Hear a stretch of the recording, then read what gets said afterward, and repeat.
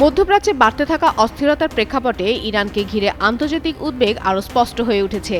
দেশটিতে রাজনৈতিক ও নিরাপত্তা পরিস্থিতি দ্রুত অবনতির দিকে এগোচ্ছে।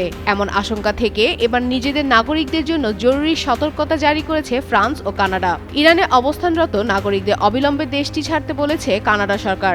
এক বিবৃতিতে তারা জানিয়েছে, চলমান বিক্ষোভ, আঞ্চলিক উত্তেজনা এবং যে কোনো সময় গ্রেপ্তারের ঝুঁকি থাকায় ইরানে অবস্থান বা ভ্রমণ নিরাপদ নয়। পরিস্থিতি অনুকূল থাকলে দ্রুত ইরান ত্যাগ করার আহ্বান জানানো হয়েছে। একই সঙ্গে কানাডা স্বীকার করেছে, ইরানে তাদের কনসুলার সহায়তা দেওয়ার সক্ষমতা অত্যন্ত সীমিত। পাশাপাশি ফ্রান্সের পররাষ্ট্র মন্ত্রণালয় একই ধরনের সতর্কতা জারি করেছে।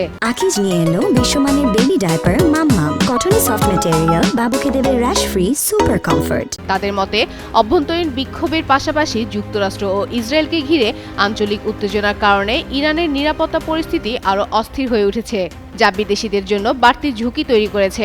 ফরাসি নাগরিকদের অপ্রয়োজনীয় ভ্রমণ এড়িয়ে চলতে, বিক্ষোভ ও জনসমাগম থেকে দূরে থাকতে এবং তেহরানে ফরাসি দূতাবাসের নির্দেশনা অনুসরণ করার পরামর্শ দেওয়া হয়েছে। এর আগে অস্ট্রেলিয়াও একই ধরনের সতর্কতা জারি করে নাগরিকদের ইরান ত্যাগের পরামর্শ দেয়। এদিকে যুক্তরাষ্ট্রের প্রেসিডেন্ট ডোনাল্ড ট্রাম্প সামাজিক যোগাযোগ মাধ্যমে ইরানের জনগণকে বিক্ষোভ চালিয়ে যাওয়ার আহ্বান জানিয়েছেন। অন্যদিকে ইরান দাবি করছে, দেশটি অস্থিরতার পেছনে যুক্তরাষ্ট্র ও ইসরায়েলের ভূমিকা রয়েছে, যদিও তারা বলছে শুরুতে শান্তিপূর্ণ বিক্ষোভ পরে সহিংসতায় রূপ নেয়।